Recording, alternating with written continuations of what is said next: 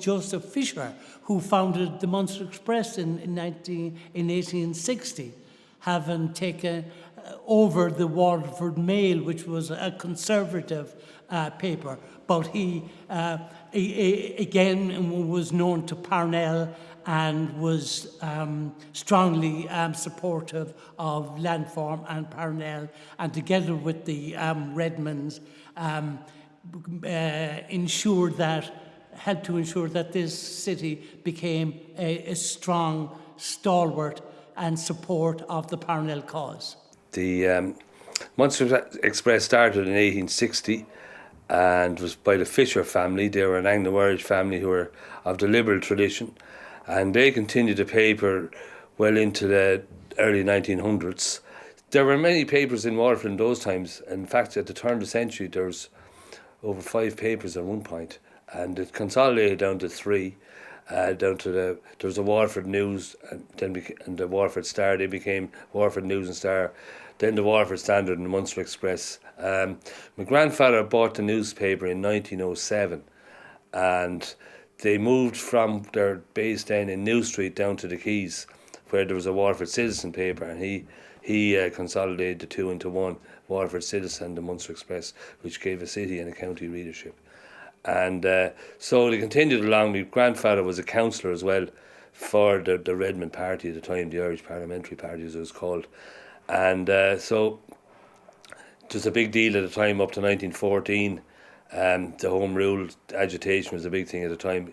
The War of Independence started. Waterford was fairly quiet.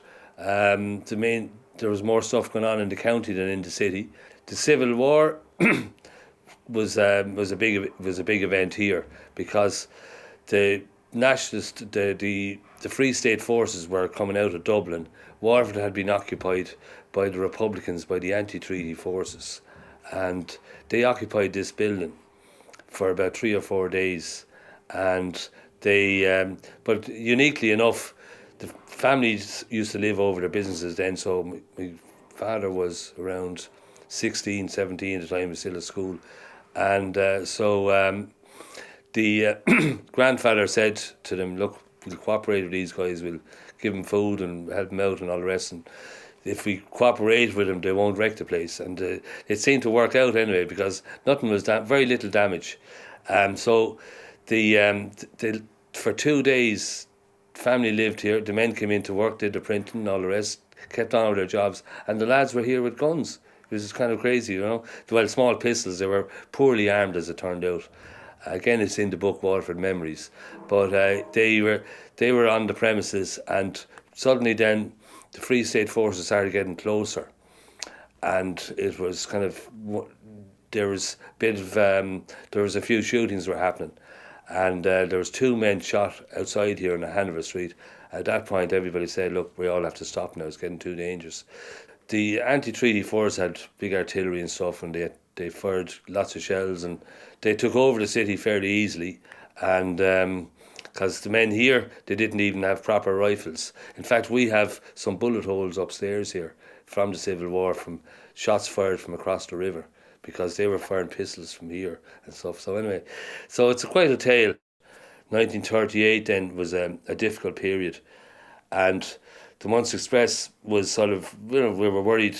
Grandfather was worried, and my father was worried that there'd be a war in Europe. So they stocked up in paper, and they bought as much newsprint as possible to cover them through the war years. So that was stored up in the store up in here in Thomas Hill. So, and as it turned out, the newspaper prices quadrupled in that period, and we had enough here to even supply other papers at the time. So we got through the war years. But after that, things got good here then. The 50s were good in Waterford, and 60s. Well, began to industrialise. And there was a bit of prosperity then afterwards, you know, so the paper expanded well. Extra machinery was added. The black and white pictures started coming in, that we made our own ones, and we got our own press. This was an old printing thing here, but we had our own press, and sort of up until, I suppose, the mid-2000s, the papers were just expanded in pagination and advertising and circulation. It was going very successfully. So that's a bit of background here. That's a very brief synopsis. So within that period, we probably have certain timelines, maybe in the late 60s, early 70s, we're probably one of the first papers to have an entertainment page where we cover the show bands. And a couple of lads here, the Comerfords, Johnny O'Connor, they were musicians, and Mickey Dower, and they used to do the entertainment pages. So we were big into the arts, and the theatre was very important as well, all through the post-war era. So the Theatre Royal, we used to regularly cover stuff there in the cinemas.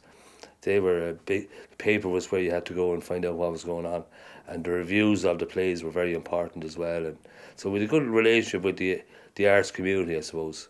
Then one thing that happened, I suppose, is in the 60s, television started, and people thought that the papers would do badly, that we'd lose. And we did lose advertising, consumer advertising, like toothpaste and washing powder and soaps and stuff that went on television and was lost to the paper. But other advertisers came along, and the local business started expanding, and local industry was doing well, and there was plenty of employment in Waterford back then.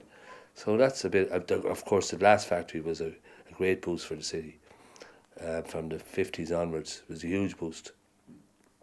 So Waterford was one of the better off towns in Ireland, really.